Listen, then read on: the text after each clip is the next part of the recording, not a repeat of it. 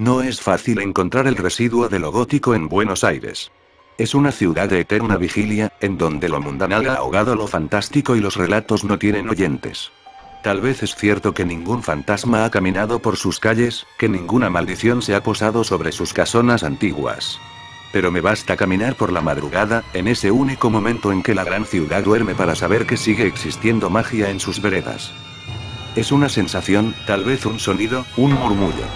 Es un instante en que la muchedumbre durmiente no puede silenciar a los espectros.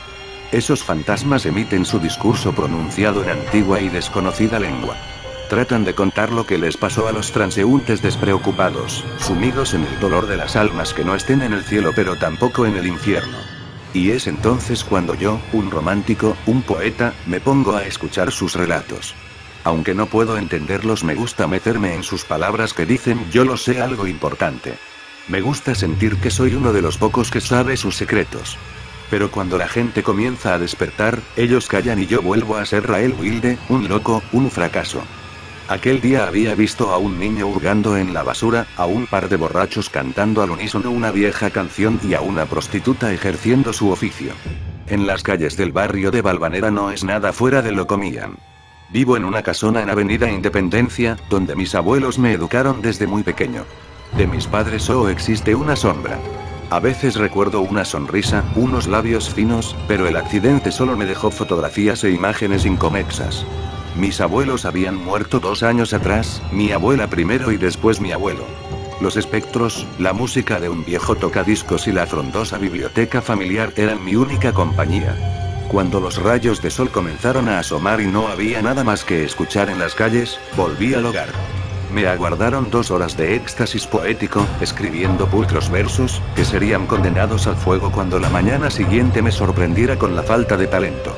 Luego me sumí en la obra de Poe y en la fina prosa de Lovecraft. Leí alguna monstruosidad porteña de JJ Bajalida, pero no quedé satisfecho. Me levanté para tomar un libro más, para ahondar más en ese laberinto de roble que contenía fascículos inéditos coleccionados por varias generaciones. Un tomo ennegrecido por el tiempo me llamó la atención. Fue por esa idea singular de lo estético que me había acompañado durante toda mi vida. Un libro de esas características, polvoriento, antiguo, no podía dejar de tener saberes dignos de conocer. Estética de alquimista, decía mi abuelo, burlándose de mi ingenuidad. Pero mi intuición lamentablemente no falló esa vez. Abrí el fascículo. El manifiesto de Aurelio, señalaba la primera hoja en tono imponente. Ante mi asombro era un manuscrito. Identifiqué la letra de mi abuelo, fina, ese tipo de letra que se ha perdido. Señalaba ser una traducción de un original en latín escrito en el siglo XVI. Parecía ser más una obra sensacionalista, que algo digno de mi atención. Estuve a punto de cerrarlo y volverlo a colocar en su estante en la biblioteca, pero por algún motivo comencé a leerlo. Había algo en la forma en que estaba escrito, algo en las palabras, que lo dotaban de un terrible realismo. Por más de que había muchos hechos fantásticos que no creería ni un chiquillo de 4 años. Era la vida de un abad francés, Aurelio, que había estudiado la cábala y alquimia. Dios es invisible ante los ojos de los hombres. Y sus hijos no deben desear ver su rostro, decía mi abuelo citando en su faena de traductor al religioso. Rescataba los morbosos rituales que había llevado a cabo aquel sujeto del pasado, hombre que nunca debió haber existido para bien de mi cordura y el de todos sus lectores. Aurelio vivió en Normandía. Huérfano, se crió en una abadía entre monjes. Hacia la adolescencia comenzó a llevar a cabo un profundo análisis teológico, que lo llevó a estudiar fragmentos de antiquísimas obras.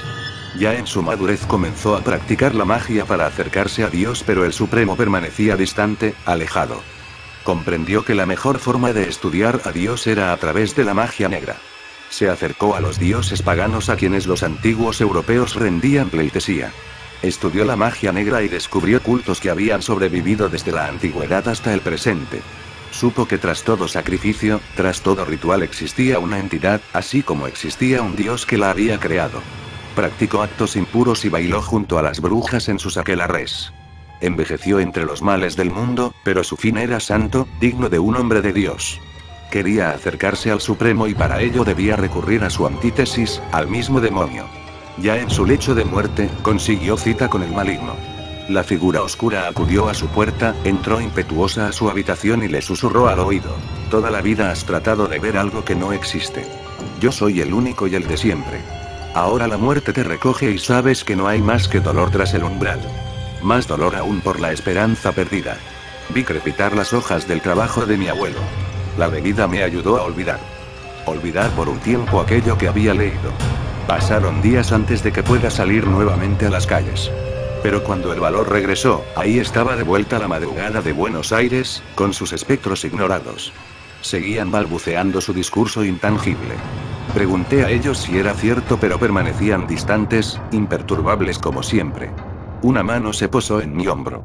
Reconocí detrás mío, en el fantasma que se me presentaba, el rostro antaño afable de mi abuelo. ¿Qué pregunta te aflige?